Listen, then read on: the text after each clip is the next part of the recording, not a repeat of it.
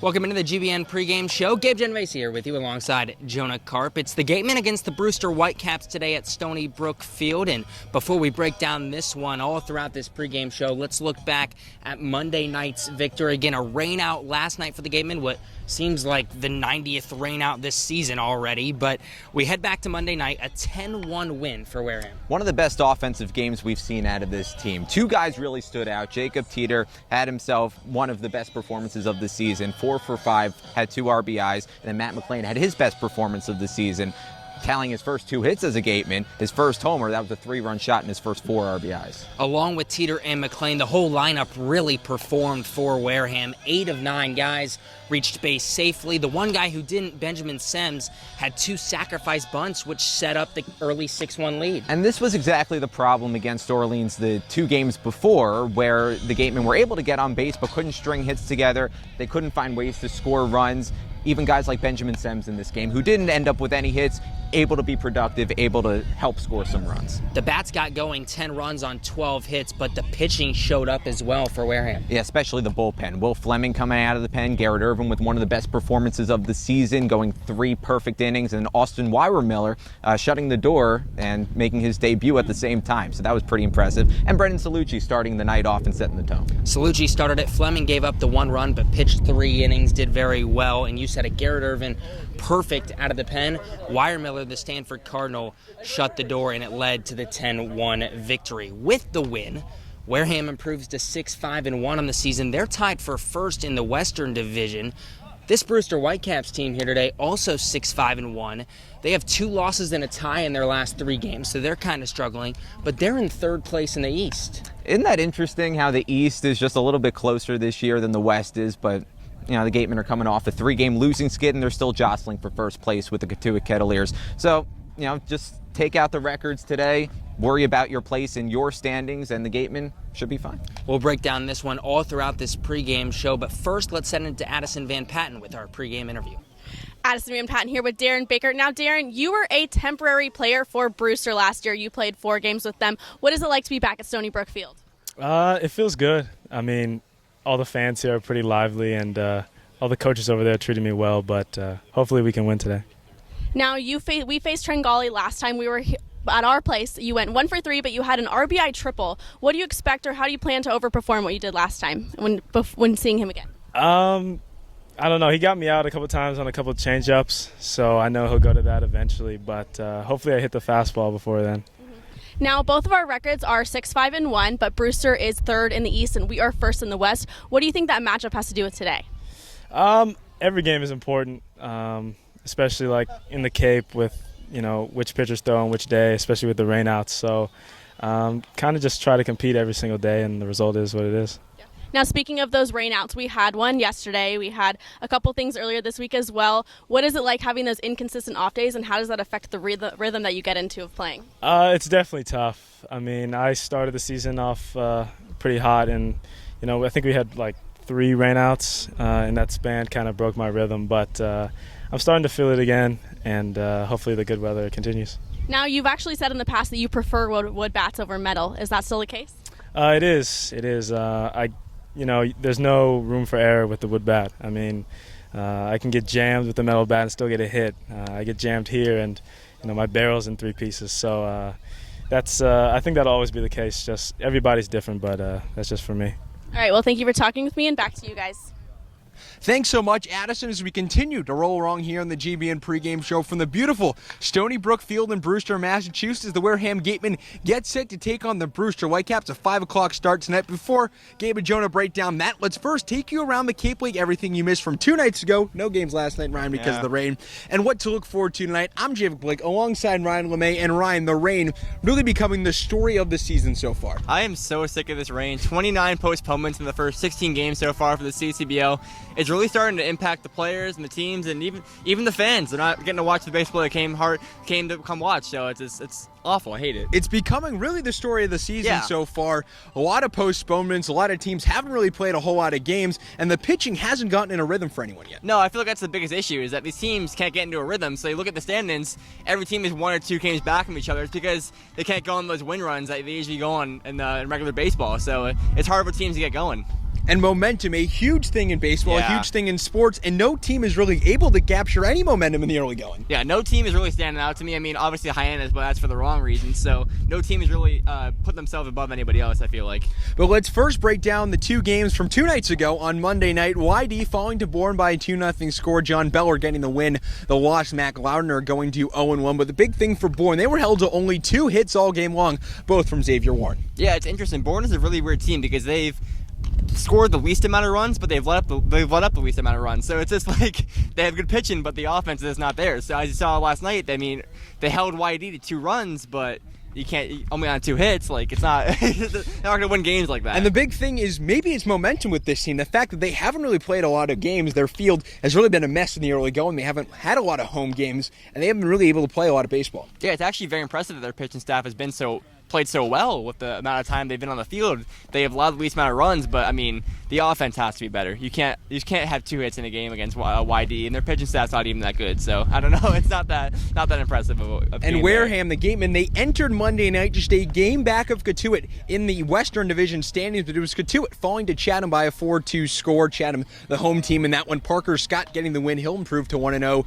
Jackson Wolf getting the loss. He'll go to 0-1, and Daniel Fetterman getting his first save. But the thing that really stood out for Cotuit, Jackson Wolf didn't get the win, but pitched 5.2 fantastic innings with 7 strikeouts. Yeah, the average amount of innings for a pitcher on the Cape League has been about 4 innings. So for a guy to go 5 2/3 is really good. And for the numbers he had in that game, that's really impressive. That really stood out to me. And it really just speaks to volumes of how he kept that pitch count down, because a big thing, and you've heard them talk about it on the broadcast, is that pitch counts are a huge thing for these pitchers. As soon as you reach that pitch count, you can't go any farther. For Jackson Wolf to conserve his pitches and go 5 2/3 inning, absolutely fantastic. I think that's the farthest I've seen any pitcher go on the Cape League this summer, honestly. 5 2/3 is, so to have his pitch count that low, it really stands out. That's a really good performance. And what stood out to you most from those 2 games on Monday? I would say YD not putting up more runs on Bourne, honestly. I mean, they've had a really good offense going, but to only score 2 runs, I think it's a real testament to how good Bourne's pitching is. And now as we look ahead to the games tonight on the Cape, a beautiful weather day on the Cape. Finally a beautiful weather day on the Cape. A whole lot of baseball being played across the Cape Cod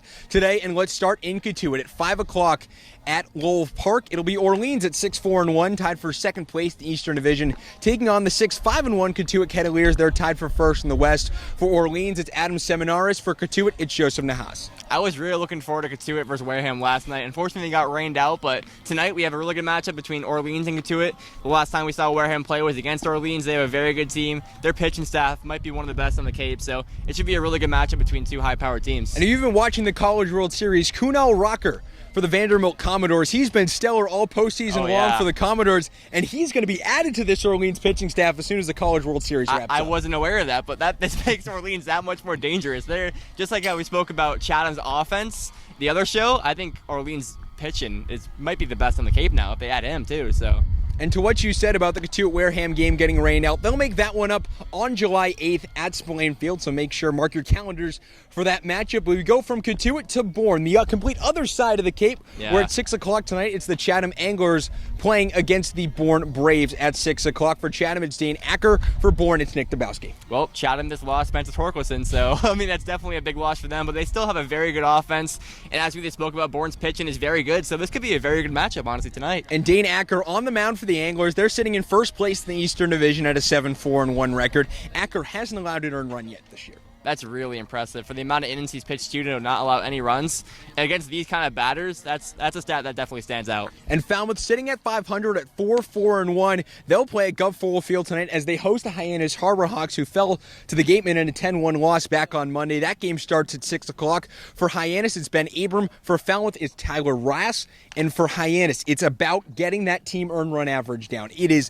astronomically high still. Through 11 games, it's sitting above 8. Yeah, the thing I noticed in the game against Wareham on Monday night was, I mean, it was kind of a close game, but then that one inning, the floodgates just opened up for Wareham. So if Hyannis can just limit those big run innings, then maybe they can stay in a game and try to sneak out a win, you know? And you're talking about that 8th inning where the Gatemen scored 4 runs, broke that one open to 10-1, and it was really the defense that was the issue for Hyannis. That's 2 true. big errors in that inning. Yeah. Throwing one down the first base line, trying to pick someone off, that let McLean get to third, and the floodgates just opened from there. I mean, you can blame the pitching all you want, but at the end of the day, you got to help the pitchers out. And when the defenders, those infielders were making a lot of mistakes in the game Monday night. So they got to help these guys out if they want to get a win. And it wasn't just the pitching; it was the hitting as well. Only 4 hits for Yeah, Hines. of course. I mean, it's all around. They need to improve, and honestly, they have the talent to do so. So I think they'll get some more wins going forward. And the record for least amount of points in a season in the Cape Cod League is just 15 points, set by Hyannis back in 2005. They're hoping that doesn't happen again this year. I don't think it's going to be that kind of season for them. The Cape League is very even right now with the teams, and there's not a lot of teams that stand out like above anybody else. So I think Hyannis they'll be fine. They won't be that bad. And the final game on the Cape tonight, starting at 6:30, it's the Harwich Mariners at 6-6, 5th in the Eastern Division, going up against the 6-4-1 Righty Red Sox. They're tied for 2nd in the Eastern Division. Eric Tolman will go for YD, a 0-0 record, 2.45 ERA. And for Harwich, it's Caden O'Brien on UNC, making his first start in the Cape. Yeah, the Eastern Division is really crazy right now. Every team besides one has 6 wins. The other team has 7 wins. So, I mean, every game is up for grabs, and you can't really predict what's going to happen. So it should be some fun baseball to watch tonight. And it's really what happened to the Eastern Division last year in the Cape League. Everyone was really close till about the 2nd or 3rd week of July, and then some cracks started to form. Some teams started to break away. But so far early, it's that Eastern Division really tight up and down. And I haven't noticed any cracks, honestly, in any of the teams. Like, even the bottom teams in the Eastern Division, they seem like they have the talent to actually push up and compete. So I'm really curious to see what happens later on in the season down the stretch. And that's everything around the Cape tonight. But when we come back, Gabe and Jonah have everything you need to know as the Brewster Whitecaps play host to the Wareham Gatemen on a beautiful Wednesday night from Stony Brook Field. All right, cool.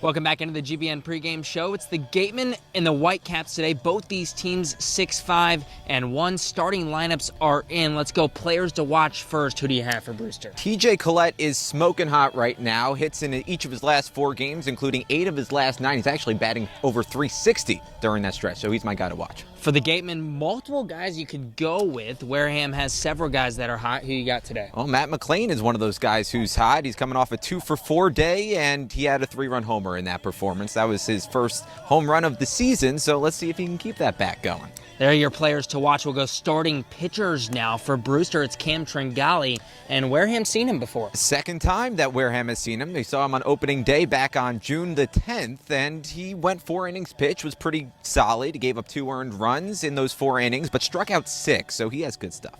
For the Gatemen, it's a Miami Hurricane, JP Gates today. JP Gates, one of those two-way players. We did see him before. He did make a start, but only went 1 inning, and he had a pretty good outing. 2 strikeouts and didn't give up a single earned run and only 1 hit. So we'll see how far he goes today. It's a 5 o'clock first pitch here today. We'll be on air on GBN on YouTube at 4:55. Join us for the call, and we'll talk to you post-game.